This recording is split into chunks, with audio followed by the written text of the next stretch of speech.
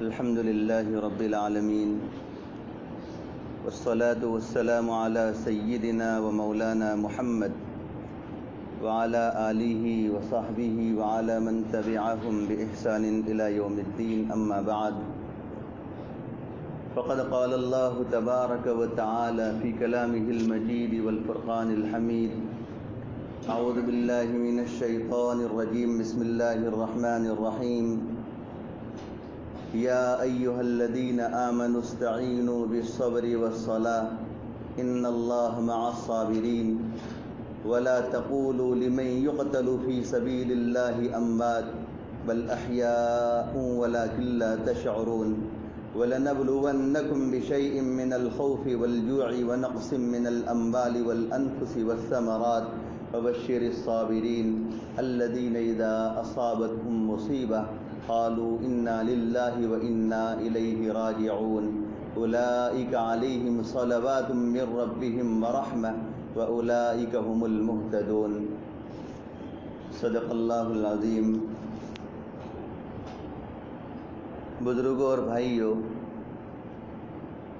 اللہ تبارک و تعالیٰ کا بڑا احسان اور اس کا کرم اور اس کا فضل ہوا کہ اس نے سال گزشتہ کی طرح ان سال بھی ہمیں قرآن مجید کی تفسیر اور اس کا درس سننے کا ایک ضروری موقع عنایت فرمایا۔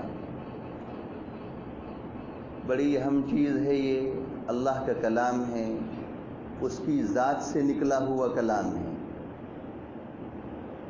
اور ظاہر سی بات ہے کہ جس عظیم ذات سے نکلا ہوا کلام جو ہوگا تو وہ کلام بھی عظیم ہوگا، اور اس کی تفسیر اور تشریح جو پیش کی جائے گی وہ بھی عظیم تفسیر ہوگی۔ جو بھی بات پیش کی جائے اللہ تبارک و تعالی ہم سب کو اس پر عمل کرنے کی توفیق عطا فرمائے۔ میں نے جو آیت کریمہ آپ کے سامنے پڑھی ہے، ان آیت کریمہ میں اللہ تبارک و تعالی نے دو تین اہم مضامین کو ذکر فرمایا ہے۔ میں نے جو آیت کریمہ پڑھی ہے اس سے اوپر والی آیت کریمہ میں ایک اہم مضمون کو اللہ تبارک و تعالیٰ نے ذکر فرمایا ہے۔ وہ اہم مضمون دوسرے پارے کی ابتدائی آیات سے شروع ہوتا ہے۔ سیقول السفہاء والی جو آیات ہے ان آیات سے شروع ہوتا ہے۔ ان آیات میں اللہ تبارک و تعالیٰ نے مضمون یہ ذکر فرمایا ہے کہ نبی کریم صلی اللہ علیہ وسلم مکۃ المکرمہ سے ہجرت کر کے جب مدینہ منورہ تشریف لے گئے تو 16 یا 17 مہینوں کے لیے آپ علیہ الصلاۃ والسلام کا قبلہ بدل لیا گیا تھا۔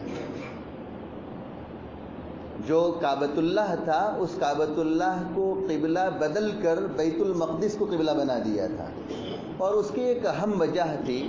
وہ اہم وجہ مجھے یہاں ذکر نہیں کرنی ہے، بس مدینہ منورہ ہجرت کر کے تشریف لے گئے تو 16 یا 17 مہینے کے لیے کعبۃ اللہ کو قبلہ سے بدل کر بیت المقدس کو مسلمانوں کا قبلہ بنا دیا تھا۔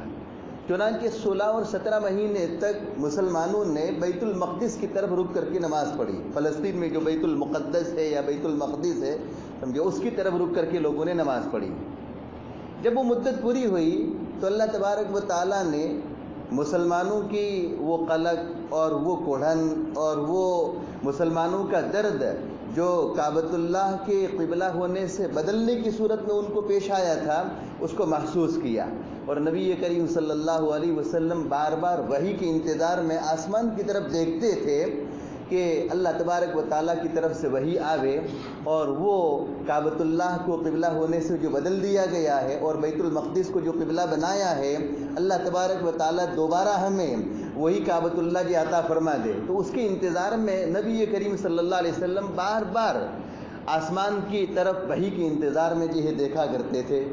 چنانچہ آئی وحی اور اللہ تبارک و تعالیٰ نے پیغام دیا۔ اس وحی کے اندر مضمون ذکر فرمایا گیا کہ اب آپ کو ہم نے مکۃ المکرمہ میں جو آپ کا کعبہ تھا اس کو جو ہے دوبارہ قبلہ بنا کر دے دیا ہے۔ پورا مضمون ذکر کیا گیا ہے۔ تو یہ ایک طرح سے مسلمانوں کے لیے تشویش کا باعث تھا کہ ایک لمبی مدت تک، ایک لمبے عرصے تک مسلمانوں نے مکی زندگی میں کعبۃ اللہ کی طرف رک کر کے نماز پڑھا. ادھر مدینہ منورہ آئے تو 16 اور 17 مہینے کے لیے آپ نے اور مسلمانوں نے بیت المقدس کی طرف رک کر کے نماز پڑھا، اور پھر اس کو بدل کر دوبارہ اسی کو یہ کر دیا. تو کچھ مخالفین اور کچھ منافقین کھڑے ہوئے اور انہوں نے مسلمانوں کے دلوں میں طرح طرح کے شکوک اور شبہات بھرنا شروع کیا. مضمون سمجھ میں آ رہا ہے؟ مسلمانوں کے دلوں میں یہ طرح طرح کے شکوک اور شبہات بھرنا شروع کیا، اور یہ کہا کہ تمہارا مذہب اسلام کیسا ہے؟ مذہب اسلام تو کوئی حق معلوم نہیں ہوتا ہے، یہ تو ایک کھلواڑ کر رہا ہے کہ تمہارے لیے جو ہے ایک لمبی مدت تک، ایک لمبی عمر تک مکۃ المکرمہ میں موجود جو کعبہ تھا اس کو قبلہ بنایا تھا، اور جب ہجرت کر کے یہاں آئے تو بیت المقدس کو بنا دیا، اور 16 یا 17 مہینے گزرنے کے بعد دوبارہ اس کو بنا دیا. تو یہ 16 اور 17 مہینے آپ نے جو نماز پڑھی، ان نمازوں کا کیا ہوگا؟ تمہاری وہ نمازیں ضائع ہوئی. اس طریقے سے شکوک اور شبہات مسلمانوں کے دلوں میں بھرنا شروع کیا، اور مسلمانوں کے دلوں میں اسلام کی حقانیت کے بارے میں بھی شکوک اور شبہات پیدا کرنے شروع کیے. چنانچہ یہ ایک تکلیف کی بات ہوتی ہے. مجھے اور آپ کو اگر کوئی شخص ہے، کوئی مخالف کھڑا ہو جاوے، کوئی دشمن کھڑا ہو جاوے، اور اسلام کے بارے میں، قرآن کے بارے میں، پیغمبر اسلام کے بارے میں اگر کچھ تھوڑا سا بھی کچھ کہتا ہے تو ہم آگ بگولا ہو جاتے ہیں. ہماری غیرت ایمانی جاگ اٹھتی ہے، حمیت ایمانی جاگ اٹھتی ہے، اور ہم گویا کہ اس کے لیے مقابلہ کرنے کے واسطے تیار ہو جاتے ہیں. تو مسلمانوں کے دلوں میں بھی یہ شکوک اور شبہات پیدا کیے گئے، تو ان کو تھوڑی تکلیف ہوئی کہ پتہ نہیں اسلام یہ مذہب صحیح ہے، حق ہے، کیا ہے. اس طریقے کی بات پیدا ہوئی. اور دوسرا ان کو ذاتی بھی تکلیف ہوئی. تو یہ دو طرح کے جو دو طرح کے واقعات پیش آئے تھے، دو طرح کی مصیبتیں پیش آئی تھی. ایک تو اسلام کی حقانیت پر اعتراض تھا، اور دوسرا مسلمانوں کو جو ہے تکلیف پہنچانا اور ان کو جو ہے مشقت کے اندر مبتلا کرنا بھی پایا جاتا تھا. یہ دو طرح کے واقعات، دو طرح کی مصیبتیں پیش آئی تھی. ان مصیبتوں کے جواب میں اللہ تبارک و تعالیٰ نے ان آیت کریمہ کو نازل فرمایا ہے. یہ پورا واقعہ میں نے ذکر کیا، اس کے جواب میں اللہ تبارک و تعالیٰ نے ان آیت کریمہ کو ذکر فرمایا ہے. یا ایھا الذین آمنوا استعینوا بالصبر والصلاة ان اللہ مع الصابرین. ان منافقین کی باتوں کی طرف اور ان مخالفین کی باتوں میں آنے کی کوئی ضرورت نہیں ہے، ان کی طرف توجہ کرنے کی کوئی ضرورت نہیں ہے. دیکھو بہت بڑا خطاب کیا ہے، یا ایھا الذین آمنوا، اے ایمان والو. یہ کون خطاب کر رہا ہے؟ اللہ کی ذات خطاب کر رہی ہے. مجھے اور آپ کو اللہ کی ذات ایمان والا کہہ رہی ہے. ظاہر سی بات ہے کہ اللہ کی ذات بہت بڑی ذات ہے، اور اس کی طرف سے خطاب کیا گیا، اس کی طرف سے ہمیں ایوارڈ دیا گیا. دنیا میں اگر کسی آدمی کو کسی کے اچھے کام کرنے پر اگر کوئی ایوارڈ ملتا ہے تو وہ سوشل میڈیا پر آتا ہے، سوشل میڈیا پر آتا ہے، واٹس ایپ پر آتا ہے، یوٹیوب پر آتا ہے، اور واٹس ایپ پر بیچتے ہیں، اور ٹی وی چینل والے بتاتے ہیں کہ فلاں آدمی کی اچھی کارکردگی کی وجہ سے حکومتی وقت کی طرف سے اس کو ایوارڈ ملا ہے. اس کو ایوارڈ، اس کا تذکرہ ہوتا ہے، اس کے تذکرے کیے جاتے ہیں، اور اس کو لوگ یعنی مبارکبادیاں پیش کرتے ہیں دنیا کے ایک ایوارڈ ملنے پر. اللہ تبارک و تعالیٰ نے مجھے اور آپ کو یہ خطاب کیا ہے اور ایوارڈ دیا ہے. اے ایمان والو، ایمان کا ایوارڈ پیش کیا ہے. یہ بہت بڑا ایوارڈ ہے، بہت بڑا ایوارڈ ہے یہ. اسی وجہ سے حضرات مفسرین نے لکھا ہے کہ حضرت عبداللہ ابن عباس رضی اللہ تعالیٰ عنہما جب قرآن مجید کی تلاوت فرماتے تھے، اور تلاوت کے دوران جہاں جہاں پر بھی یا ایھا الذین آمنوا آتا تھا تو فوراً وہ اس طریقے سے سیدھے بیٹھ جاتے تھے. یا ایھا الذین آمنوا جب خطاب آتا تھا اس طریقے سے سیدھے بیٹھ جاتے تھے، اور کہتے تھے کہ یہ اللہ کی ذات مجھ سے مخاطب ہو رہی ہے، اللہ کی ذات مجھے خطاب کر رہی ہے، مجھے ایمان والا کہہ کر پکار رہی ہو، اور میں جو ہے بالکل غفلت میں بیٹھا رہوں، اور میں ٹیک لگا کر بیٹھا رہوں، اور میں جو ہے اس طریقے سے بیٹھا رہوں، یہ جو ہے مجھے زیب نہیں دیتا ہے. جہاں جہاں پر بھی یا ایھا الذین آمنوا آتا تھا عبداللہ ابن عباس رضی اللہ تعالیٰ عنہ سیدھے بیٹھ جاتے تھے. یہ ایک ایوارڈ ہے، خطاب ہے اللہ تبارک و تعالیٰ کی طرف سے. مجھے اور آپ کو اللہ تبارک و تعالیٰ نے ایمان والا کہا ہے. اس سے بڑا خطاب اور اس سے بڑا ایوارڈ کون سا ہو سکتا ہے؟ آگے فرمایا یا ایھا آمنوا استعینوا بالصبر والصلاۃ، اے ایمان والو صبر اور نماز کے ذریعے اللہ تبارک و تعالیٰ سے مدد طلب کرو۔ صبر کے ذریعے جب اللہ کی مدد آئے گی تو صبر سے اوپر کون ہے؟ نماز ہے۔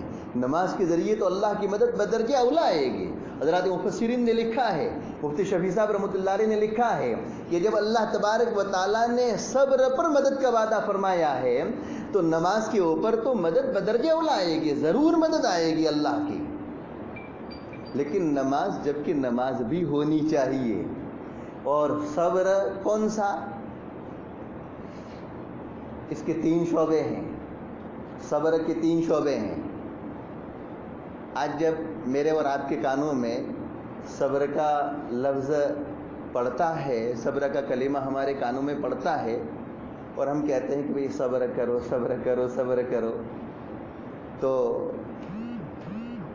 ہمارے نوجوان بھائی جو ہے طیش میں آ جاتے ہیں اور کہتے ہیں کہ یہ مولوی صاحب تو ہمیں چڑیا ہی پہنا دیں گے، صبر کرو صبر کرو۔ بھئی صبر کرو، کیا صبر کرے؟ جہاں موقع آئے تو وہاں تو یہ ہتھیار لے کر نکلنا چاہیے۔ صبر کرو، کیا صبر کرو؟ چڑیا ہی پہنا دیں گے ایسا لگتا ہے۔ یاد رکھو صبر کا مفہوم بہت بڑا وسیع ہے، اور صبر کے 3 شعبے ہیں، عظیم شعبے ہیں 3۔ صبر کے 3 شعبے ہیں۔ نمبر 1، اپنے آپ کو معصیات اور گناہوں سے بچانا ہے۔ اپنے آپ کو معصیت، اللہ کی نافرمانی اور گناہوں سے بچانا، یہ صبر کا پہلا شعبہ ہے۔ صبر کا دوسرا شعبہ ہے اپنے آپ کو اللہ کی اطاعت اور اس کی عبادت پر جمانا، یہ دوسرا شعبہ ہے۔ اور صبر کا تیسرا شعبہ ہے کہ کوئی مصیبت آوے، پریشانی آوے، کوئی دکھ آوے تو وابلہ نہ کرنا، اس کو برداشت کرنا۔ تو ہم نے وہ تیسرا شعبہ ہے نا، اس تیسرے شعبے کو تو سمجھا ہے کہ کوئی مصیبت آتی ہے، کسی کا انتقال ہو جاتا ہے، اور کوئی یہ تکلیف آتی ہے، اور کوئی تسلی دینے کے لیے آتے ہیں کہ بھئی صبر کرو صبر کرو، تو ہم اس کے اوپر تو صبر کرتے ہیں۔ لیکن صبر کے وہ پہلے 2 شعبے جو ہے کہ اپنے آپ کو معصیات اور گناہوں کے کاموں سے بچانا، اور اللہ کی اطاعت اور اس کی عبادت پر اپنے آپ کو جمانا، یہ تو صبر کا معنی ہم نے سمجھا ہی نہیں ہے۔ حالانکہ جو ہے صبر کا وہ تیسرا شعبہ ہے نا، وہ تیسرا شعبہ تام ہوگا اسی وقت جب کہ آدمی اپنے آپ کو گناہوں سے بچائے گا اور اللہ کی اطاعت اور فرمانبرداری پر اپنے آپ کو لگائے گا، تبھی جا کر وہ تیسرا شعبہ پورا ہوگا۔ یہ 3 شعبے ہیں، اپنے آپ کو اللہ کی نافرمانی اور گناہوں سے بچانا، نمبر 2 اطاعت اور عبادت کے اوپر اپنے آپ کو جمانا، اور نمبر 3 مصیبت پر وابلہ نہ کرنا، تکلیف اور مصیبت پر وابلہ نہ کرنا، بلکہ تکلیف اور مصیبت پر اپنے آپ کو یہ کیا ہے؟ جمانا، مصیبت پر یہ صبر کرنا، برداشت کرنا، یہ 3 شعبے ہیں۔ یہ بہت بڑا جو ہے ایک درجہ ہے۔ جب اللہ تبارک و تعالیٰ نے صبر پر اپنی مدد کا وعدہ فرمایا ہے تو نماز کے اوپر تو مدد کا وعدہ بدرجہ اولا ہوگا۔ کون یہ کہتا ہے کہ نماز پڑھنے سے اللہ کی مدد نہیں آتی ہے؟ روایتوں میں آتا ہے کہ نبی کریم صلی اللہ علیہ وسلم کو جب کوئی اہم معاملہ پیش آتا تھا، کوئی بھی اہم معاملہ پیش آتا تھا، تو سیدھا نماز کی طرف رخ کرتے تھے۔ روایت کے الفاظ موجود ہے، اذا حزبه امر فزع الى الصلاۃ، کہ نبی کریم صلی اللہ علیہ وسلم کو کوئی اہم معاملہ پیش آتا تھا تو سیدھا نماز کی طرف رخ فرماتے تھے، اور نماز کے ذریعے جو ہے اس اہم معاملے سے نمٹنے کی آپ کوشش فرماتے تھے۔ آج ہم اپنی زندگی میں مصیبتوں کے شکار ہیں، اور مصیبتوں کی شکایتیں کرتے ہیں، تکلیفوں کی شکایت کرتے ہیں، اور طرح طرح کے مصائب میں ہماری زندگیاں الجھی ہوئی ہے۔ آخر کیا بات ہے؟ اللہ کی مدد کیوں نہیں آتی ہے؟ اللہ کی مدد کیوں رکی ہوئی ہے؟ نماز تو پڑھتے ہیں ہم، لیکن نماز پڑھنے کے باوجود بھی اللہ کی مدد کیوں رکی ہوئی ہے؟ بعض حضرات تو نماز ہی نہیں پڑھتے ہیں، اور نماز پڑھتے ہیں تو جیسی نماز ہونی چاہیے ویسی نماز نہیں ہوتی ہے۔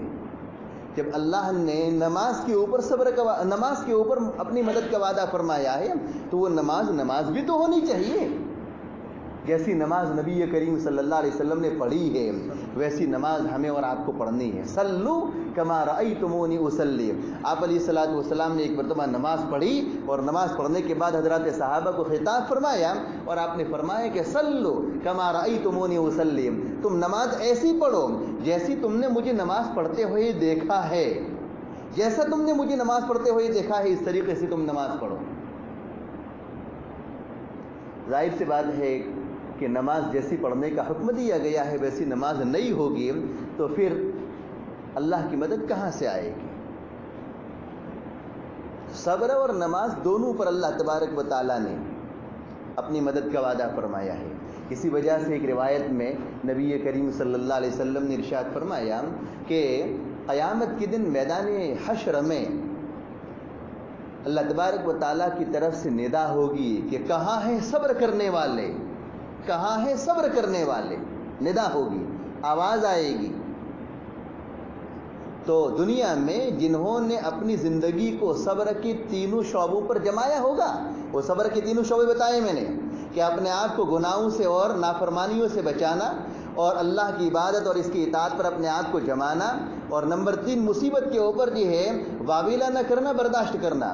جنہوں نے دنیا میں صبر کے تینوں شعبوں پر اپنی زندگی گزاری ہوگی وہ کھڑے ہو جائیں گے اور میدان حشر میں جب وہ ندا آئے گی اللہ کی اس ندا پر، اللہ کی اس آواز پر وہ صبر کرنے والے لوگ جو یہ کیا ہے سمجھے پہنچ جائیں گے.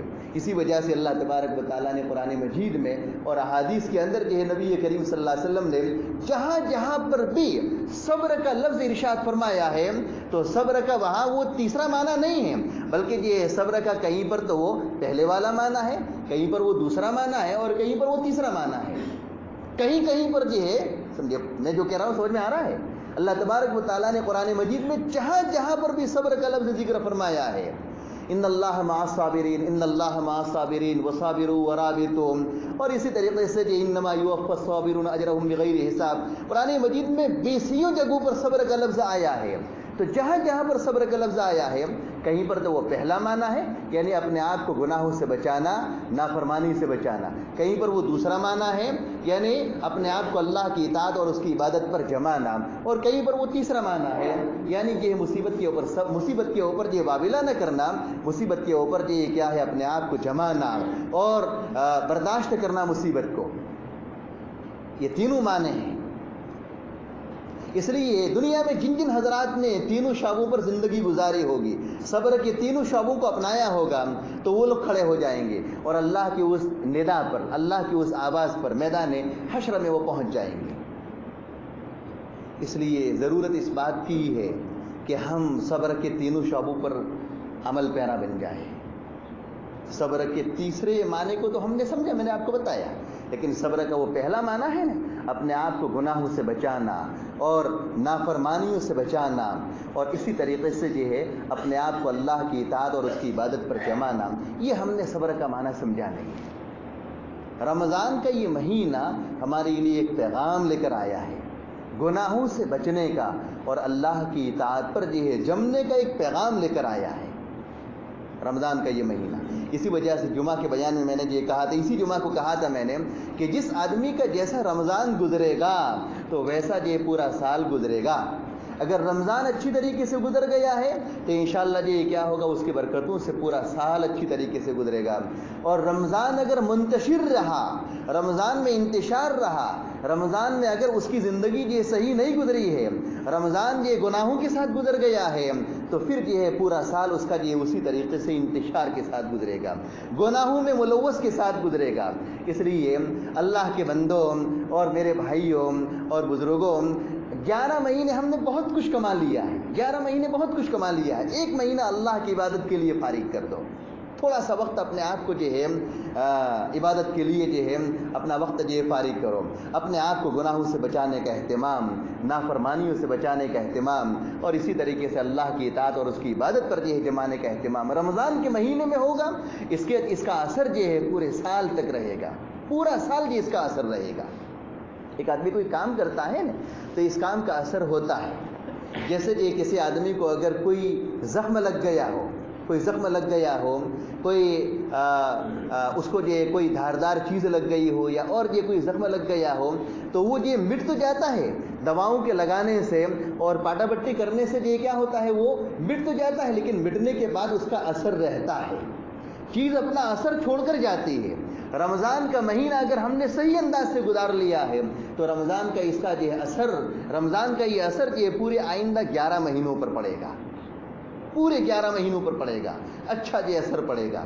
اس لیے یہ ضرورت اس بات کی ہے کہ رمضان کے مہینے کو اہتمام کے ساتھ گزاریں۔ یا ایھا الذین آمنوا استعینوا بالصبر والصلاۃ، ایمان والو تم مدد طلب کرو اللہ تبارک و تعالیٰ سے صبر اور نماز کے ذریعے، مدد طلب کرو۔ کس کام میں مدد طلب کرو؟ قرآن مجید نے اس کو ذکر نہیں کیا ہے۔ کون سے کام میں؟ کوئی مصیبت آئی ہے تو مصیبت کے کام میں، مال میں کوئی گھاٹا آئے ہے تو گھاٹے میں، تجارت اور کاروبار میں اگر کوئی یہ خسارہ ہوا ہے تو اس میں مدد طلب کرو، اگر کوئی یہ تمہارا عزیز اور تمہارا جو کوئی پیارا انتقال کر گیا ہے تو جو ہے اس سے مدد، اس کے حق میں جو ہے اللہ تبارک و تعالیٰ سے مدد طلب کرو۔ یعنی کون سے امر میں مدد طلب کرو؟ اللہ تبارک و تعالیٰ نے اس کو ذکر نہیں کیا، اس کو آزاد چھوڑا ہے۔ اس سے اشارہ اس بات کی طرف کر دیا کہ جو شخص یہ صبر کرے گا اور جو شخص نمازوں کا اہتمام کرے گا تو اس کو اللہ تعالیٰ کی طرف سے جو ہے زندگی کے ہر شعبے میں مدد ملے گی، زندگی کے ہر شعبے میں مدد ملے گی، تجارت اور کاروبار میں بھی مدد ملے گی اور یہ زراعت میں بھی مدد ملے گی اور اسی طریقے سے جو ہے اس کو دینی امور میں بھی مدد ملے گی، دنیاوی کاموں میں بھی مدد ملے گی، ہر کام میں اس کو جو اللہ تبارک و تعالیٰ کی طرف سے نصرت اور مدد ملے گی۔ اس کو جو ہے ذکر یہ نہیں کیا ہے کہ دیکھو مدد طلب کرو مال میں، مدد طلب کرو جو ہے جان میں، مدد طلب کرو جو ہے فلاں کام میں، یہ نہیں کہا ہے، بلکہ اس کو آزاد چھوڑا ہے، اشارہ کر دیا اس بات کی طرف کہ اللہ تبارک و تعالیٰ کی طرف سے مدد آئے گی صبر اور نماز کی برکت سے، زندگی کے سارے شعبوں میں، زندگی کے ہر شعبے میں مدد آئے گی۔ یا ایھا الذین آمنوا استعینوا بالصبر والصلاۃ ان اللہ مع الصابرین، بلا شبہ اللہ تبارک و تعالیٰ کی مدد صبر کرنے والوں کے ساتھ ہے۔ دیکھو یہاں پر بھی صبر کرنا ہے، اللہ تبارک و تعالیٰ کی مدد کس کے ساتھ ہے؟ صبر کرنے والوں کے ساتھ ہے۔ گناہوں سے اپنے آپ کو بچانا، نافرمانیوں سے بچانے والے کے ساتھ، اللہ کی اطاعت اور فرمانبرداری پر اپنے آپ کو جمانے والے کے ساتھ، اور اسی طریقے سے مصیبت کو برداشت کرنے والے اور واویلا نہ کرنے والے کے ساتھ اللہ کی نصرت اور اس کی مدد آئے گی۔ وَلَا تَقُولُوا لِمَن يُقْتَلُ فِي سَبِيلِ اللَّهِ أَمْوَاتٌ بَلْ أَحْيَاءٌ وَلَٰكِن لَّا تَشْعُرُونَ۔ آگے ایک دوسرا مضمون ذکر فرمایا ہے کہ میدان جہاد میں جو مسلمان شہید کیے جاتے تھے، میدان جہاد میں جو مسلمان شہید کیے جاتے تھے تو کفار، مشرکین اور منافقین ان شہید ہونے والوں کے متعلق یہ ہے کچھ اچھی بات نہیں کہتے تھے اور مسلمانوں کو تکلیف پہنچانے والی بات کہا کرتے تھے، کہتے تھے کہ تمہارا وہ آدمی مر گیا، تمہارا وہ آدمی یہ قتل ہو گیا، اس طریقے کی بات کہتے تھے اور ایسی بات کہہ کر جو ہے مسلمانوں کو تکلیف پہنچاتے تھے۔ اللہ تبارک و تعالیٰ نے یہ فرمایا وَلَا تَقُولُوا لِمَن يُقْتَلُ فِي سَبِيلِ اللَّهِ أَمْوَاتٌ، اور تم مت کہو ان لوگوں کو جو اللہ کے راستے میں قتل کیے گئے ہیں، اللہ کے راستے میں جو شہید کیے گئے ہیں، تم ان کو مت کہو، کیا مت کہو؟ اموات، مردہ مت کہو، ان کو مردہ مت کہو، ان کو برزخ کی خاص زندگی حاصل ہے۔ بل احیاء ولکن لا تشعرون، آگے اللہ تعالیٰ نے فرمایا بلکہ وہ زندہ ہے لیکن تم کو اس کا پتہ نہیں ہے، تم کو اس کا شعور نہیں ہے۔ بھئی آدمی مرنے کے بعد جب برزخ کی زندگی میں پہنچتا ہے، دیکھو عالم تین ہیں، ایک عالم دنیا، یہ عالم دنیا ہے جس میں میں اور آپ بستے ہیں، یہ عالم دنیا ہے، اور اس کے بعد جب اٹھایا جائے گا اور اچھوں کے لیے اچھوں کا اچھا فیصلہ اور بروں کے لیے برا فیصلہ کر کے جنت اور جہنم کا فیصلہ دے دیا جائے گا، وہ جو عالم آئے گا، وہ جو دنیا آئے گی، وہ عالم آخرت ہے، وہ عالم آخرت اور یہ عالم دنیا۔ اس عالم آخرت اور عالم دنیا کے درمیان ایک اور عالم ہے، اس کو کہتے ہیں عالم برزخ۔ عالم برزخ، وہ عالم برزخ کون سا؟ جس میں ہم مرنے کے بعد مردے کو یہ کیا کرتے ہیں، قیامت تک کے لیے یا تو قبر میں دفن کر دیتے ہیں اور غیروں کے وہاں یا تو اس کو جلا دیتے ہیں، جانوروں کو کھلا دیتے ہیں، دوبارہ اٹھائے جانے تک مردے کے لیے جو زندگی ہوتی ہے وہ زندگی کون سی ہے؟ برزخ کی زندگی ہے۔ اس برزخ کی زندگی میں اس کو حیات ہوتی ہے، وہ زندہ ہوتا ہے۔ دنیا سے تو مر گیا ہے، لیکن برزخ کی زندگی میں کیا ہوتا ہے؟ وہ حیات ہوتا ہے، وہ زندہ ہوتا ہے۔ اور زندہ ہوتا ہے اسی زندگی کے عطا کیے جانے کے بعد، اسی زندگی کے عطا کیے جانے کے بعد اس کو اگر دنیا میں اچھے کام کیے ہیں تو نعمتوں سے نوازا جاتا ہے، اور اگر برے کام کیے ہیں تو اس کو عذاب دیا جاتا ہے۔ وہی برزخ کی زندگی۔ تو شہداء کے بارے میں کیا کہا جا رہا ہے کہ جو لوگ اللہ کے راستے میں شہید کیے گئے ہیں ان کو تم مردہ مت کہو بلکہ وہ زندہ ہے۔ تو یہ تو زندگی کی ہر ایک کو حاصل ہوتی ہے، یہ تو زندگی ہر ایک کو حاصل ہوتی ہے، شہید کو بھی حاصل ہوتی ہے اور شہید کے علاوہ ہر ایک کو حاصل ہوتی ہے۔ اس میں شہید کی کیا خصوصیت ہے؟ کہا کہ شہید کی خصوصیت ہے ایک، ہر ایک کو حاصل تو ہوتی ہے۔ میں اور آپ انتقال کر جائیں گے اور دنیا کا کوئی بھی آدمی انتقال کر جائے گا، مر جائے گا، تو اس کو برزخ کی زندگی جو نصیب ہوتی ہے، اس برزخ کی زندگی میں اس کو حیات اور اس کو زندگی ملتی ہے، اس کو روح زندہ ہوتا ہے۔ اور اسی زندگی کے عطا کیے جانے کے بعد دنیا میں اس نے اچھے اعمال کیے ہیں تو اچھائی سے اس کو نوازا جاتا ہے، نعمتوں سے نوازا جاتا ہے، اور اگر اس نے برے کام کیے ہیں تو اس کو عذاب دیا جاتا ہے۔ یہ تو ہر ایک کو ہے۔ تو پھر شہید کی خصوصیت کیا ہے؟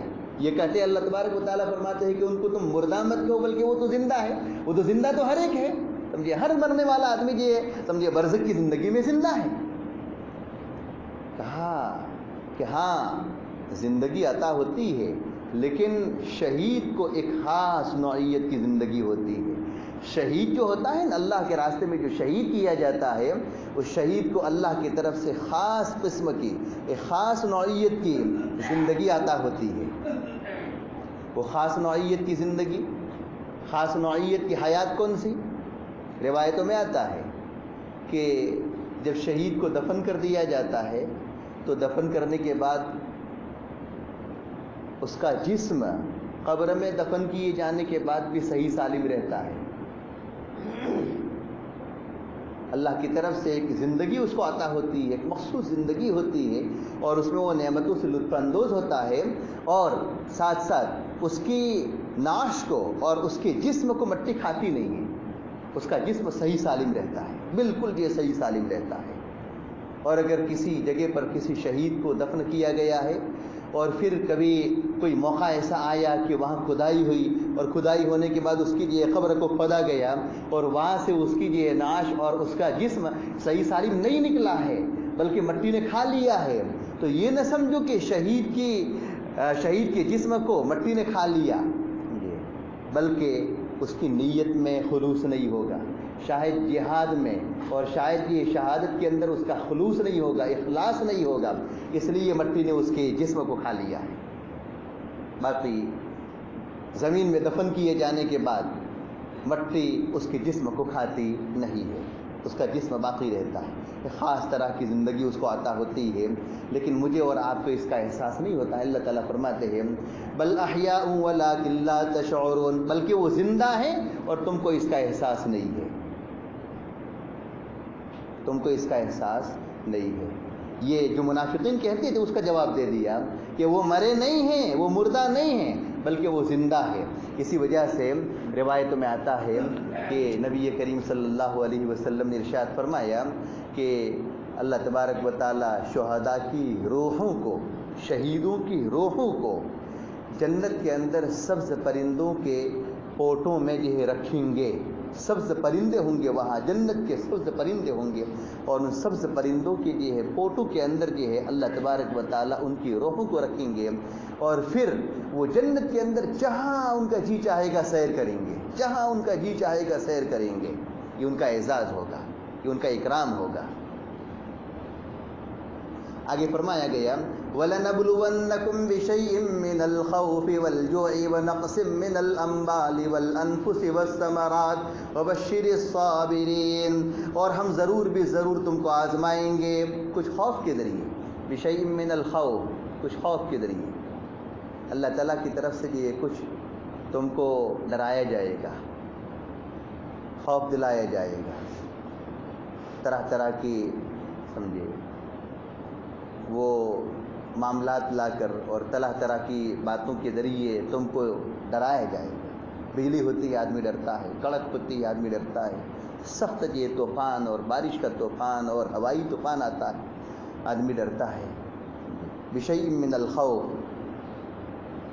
کچھ خوف کے ذریعے تم کو ہم آزمائیں گے، والجوع، اور بھوک کے ذریعے تم پر کچھ قحط آئے گا، تم پر کچھ قحط آئے گا، تم پر سمجھے کچھ حالات اور تمہارے ساتھ یہ کچھ زندگی کے لمحات ایسے آئیں گے کہ جس میں تم کو بھوک سے دوچار ہونا پڑے گا۔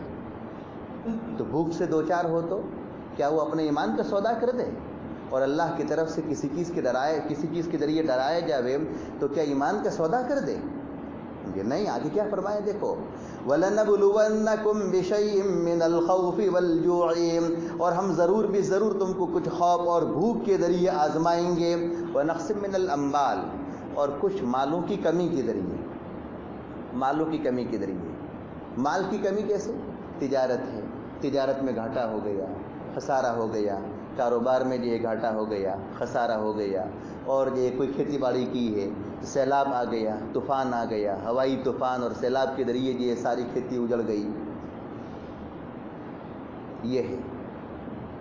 وَنَقْصٍ مِّنَ الْأَمْوَالِ وَالْأَنفُسِ، اور انفس کے ذریعے، ذات کے ذریعے، جانوں کے ذریعے ہم تم کو آزمائیں گے۔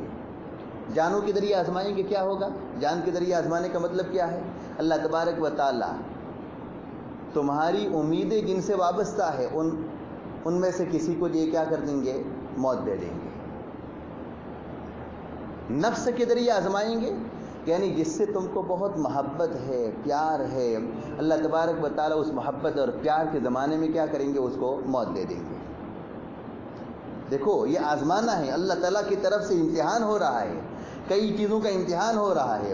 ایک تو اللہ کی طرف سے کچھ خوف کے ذریعے آزمایا جائے گا، بھوک کے ذریعے آزمایا جائے گا، اموال کی کمی کے ذریعے، تجارت اور کاروبار کی کمی کے ذریعے جو ہے تم کو آزمایا جائے گا، والانفس، اور ذات کے ذریعے، جانوں کی کمی کے ذریعے، بیٹا انتقال کر گیا، بیٹی انتقال کر گئی، بہن انتقال کر گئی، ماں باپ انتقال کر گئے، کوئی حادثہ پیش آ گیا، یہ جو ہے۔